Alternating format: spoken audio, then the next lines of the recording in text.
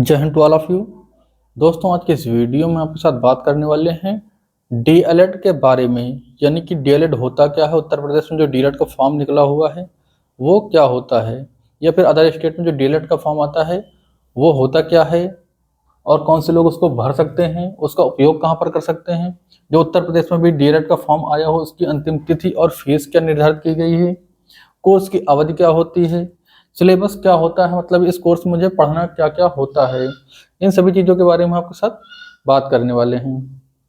तो चलिए सबसे पहले जानते हैं कि डीएलएड होता क्या है, यानी कि डिप्लोमा इन एलिमेंट्री एजुकेशन। इसका पूरा नाम क्या है? डिप्लोमा इन एलिमेंट्री एजुकेशन, ये इसका पूरा नाम है। इसका उपयोग क्या होता है? तो इसको अगर आप ये ये डिप्लोमा ले लेते हैं, ये डीएलएड जो है ये डिप्लोमा है, जो डीएलएड है आपका ये डिप्लोमा है, लेकिन जो बीएड होता है वो आपकी एक डिग्री होती है। तो इस बात का ध्यान रखिएगा। इसका उपयोग जैसे आप इसको मतलब इसको पूरा कर लेते हैं और इसी के साथ साथ आप सीटेट या किसी स्टेट का टेट आप दे लेते हैं। उसके बाद जैसे सीटेट आप पास किए होंगे तो केवीएस की वैकेंसी आती है, आप उसमें भर सकते हैं। साथ ही जिन स्टेट में आपका सीटेट वैलिड है वहाँ पर जो है इसका प्रयोग करके आप वहाँ का जब अध्यापक की जो है वैकेंसीज आती हैं तो उसमें भी आप अप्लाई कर सकते हैं, और किसी स्टेट का आप टेट भी दे सकते हैं। जैसे आप उत्तर प्रदेश के हैं लेकिन अगर आपके पास ये डिग्री है तो किसी स्टेट का, मान लो बिहार का देना है, एमपी का देना है या उत्तराखंड का देना है, अगर मतलब किसी भी स्टेट का अगर आपको टेट देना है तो आप उस फॉर्म को भर सकते हैं। सीटेट भी दे सकते हैं, आप टेट भी दे सकते हैं। और जब आपके किसी भी ये केवीएस का आता है या फिर किसी भी स्टेट का जो है, किसी भी स्टेट का जो अध्यापक की वैकेंसीज आती हैं तो वहाँ पर अप्लाई करके उसको उस परीक्षा को पास करके मेरिट में रह करके आप तुरंत जॉब पा सकते हैं, चाहे वो केवीएस की वैकेंसीज हों यानी केंद्रीय विद्यालय की, या फिर किसी स्टेट की नौकरी आप पा सकते हैं। ठीक, बात करते हैं फॉर्म कौन भर सकता है। फॉर्म कौन भर सकता है, यानी इस फॉर्म को जो है भरने के लिए मिनिमम आपका ग्रेजुएशन कंप्लीट होना चाहिए। ग्रेजुएशन में जो है आपका, चाहे आपका ग्रेजुएशन कंप्लीट करने के लिए चाहे आप बीए किए हों, ठीक, चाहे आप जो है बीएससी किए हों, चाहे आप बीबीए किए हों, मतलब जो ग्रेजुएशन की डिग्री आपके पास मिनिमम होनी चाहिए, बस इतना जानिए आपके पास जो है ग्रेजुएशन की डिग्री होनी चाहिए। बात करते हैं इसकी अंतिम तिथि क्या है। तो दोस्तों, जो इस बार फॉर्म आया है उसकी अंतिम तिथि जो है ये 24 नवंबर से भरना फॉर्म शुरू हुआ है। उत्तर प्रदेश से जो डीएलएड आया है ये 24 नवंबर से आपका फॉर्म भरना शुरू हो गया है। वही दोस्तों बात करें इसकी अंतिम तिथि क्या है, तो रजिस्ट्रेशन की 15 दिसंबर जो है 15 दिसंबर डेट रखी गई है। 15 दिसंबर रजिस्ट्रेशन की डेट रखी गई है। वहीं अंतिम जो है जो भुगतान करना है आपको, फीस जो जमा करनी है उसकी डेट आपको 16 दिसंबर रखी गई है। 16 दिसंबर फीस जमा करने की, और साथ ही 18 दिसंबर जो है फॉर्म को फाइनल सबमिट करने की डेट है। ठीक, बात करें इसमें जो फीस क्या निर्धारित की गई है, तो दोस्तों जो इसमें ओबीसी या जर्नल के लिए, ओबीसी या जर्नल की जो फीस है वो टोटल है 700 रुपये, 700 रुपये है।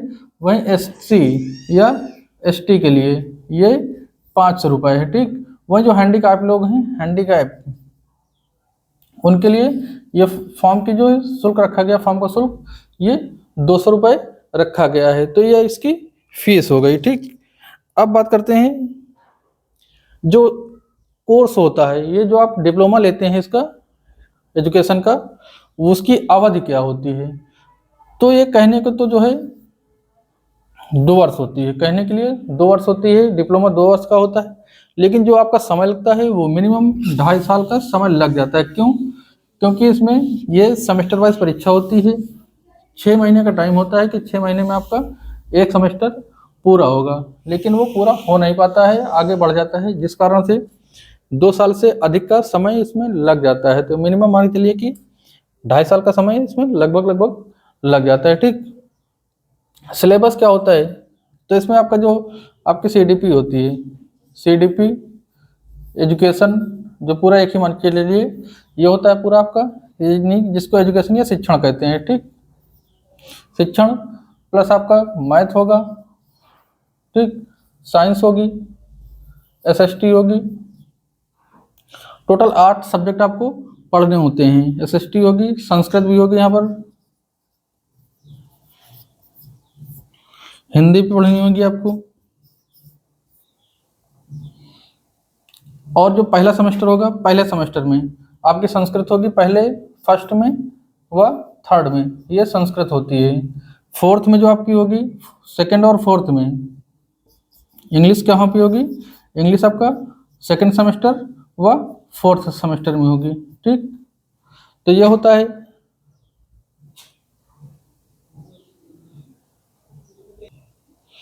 और साथ में आपका कंप्यूटर होता है,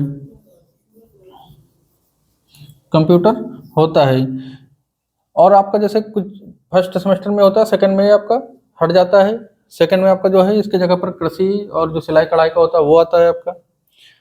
थर्ड सेमेस्टर में फिर से सब्जेक्ट आ जाते हैं। फोर्थ में जो है आपका ये वाला कंप्यूटर वाला हट जाता है, इसकी जगह पर दूसरा सब्जेक्ट आता है। आरंभिक प्रयास एक सब्जेक्ट है, आरंभिक शिक्षा करके, वो सब्जेक्ट आपका आता है। तो मोटा मोटा ये समझिए, आपको इन सब्जेक्टों को आपको पढ़ना होता है। टोटल आपके जो होते हैं सेकंड सेमेस्टर में 7 एग्जाम होते हैं, सेकंड सेमेस्टर में 7 होते हैं, बाकी के जो 3 सेमेस्टर होते हैं उसमें टोटल 8 एग्जाम होते हैं, जिसमें से जो आपका 50 नंबर वाला पेपर होगा, 50 नंबर वाला है, यानी 50 नंबर के 2 होते हैं, तो एक दिन में 2 पेपर होंगे। कितने, एक दिन में 2 पेपर होंगे। बाकी जो 25 नंबर के पेपर होते हैं वो एक दिन में 3 पेपर होंगे।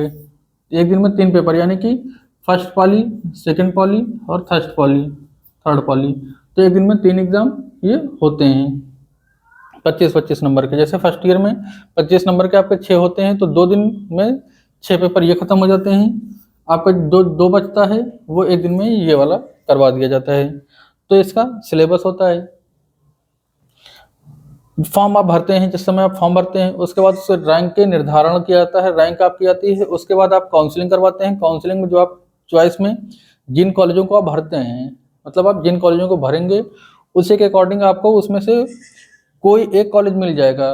काउंसलिंग की फीस क्या होती है, तो जो काउंसलिंग की इसकी फीस होती है दोस्तों, वो 5,000 रुपये होती है। वो आप किसी भी कास्ट से हों, सारी कास्टों के लिए 5,000 जो है आपके फीस निर्धारित होती ही है कि आपको 5,000 फीस आपको पेड करना होगा जिस समय आप काउंसलिंग करवा रहे होंगे।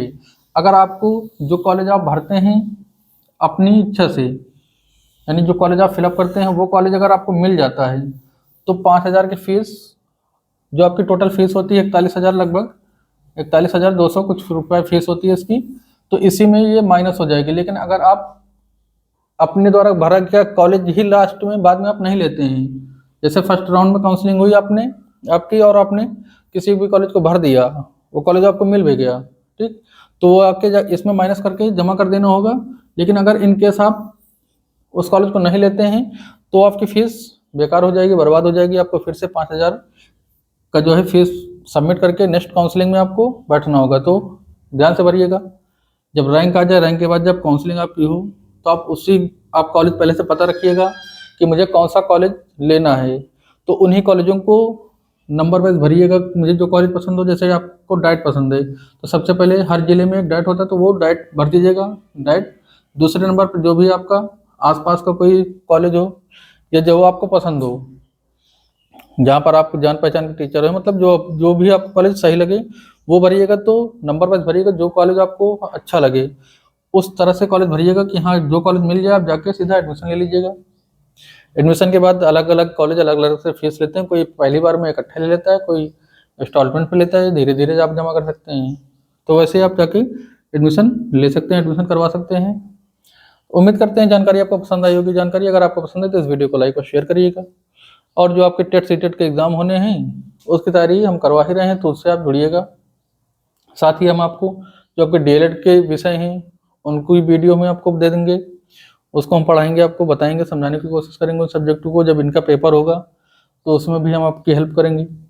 आपको उसमें जो आपके प्रीवियस ईयर पेपर हैं उनको सॉल्व कराएंगे, मॉडल पेपर हैं उनको हम सॉल्व करवाएंगे। तो चलिए बस आज के लिए बस इतना ही। अगर आपकी कोई क्वेरी हो, कोई क्वेश्चन आपके दिमाग में हो, आपके लिए उठ रहा हो कोई क्वेश्चन आपके मन में, तो आप प्लीज़ कमेंट करिएगा, हम उसका जवाब हम आपको जरूर देंगे। तो उम्मीद करते हैं वीडियो पसंद आएगी। वीडियो को लाइक और शेयर करिएगा और चैनल के साथ जुड़ने के लिए चैनल को सब्सक्राइब करिए। मिलते हैं नेक्स्ट अपडेट के साथ, तब तक के लिए जय हिंद।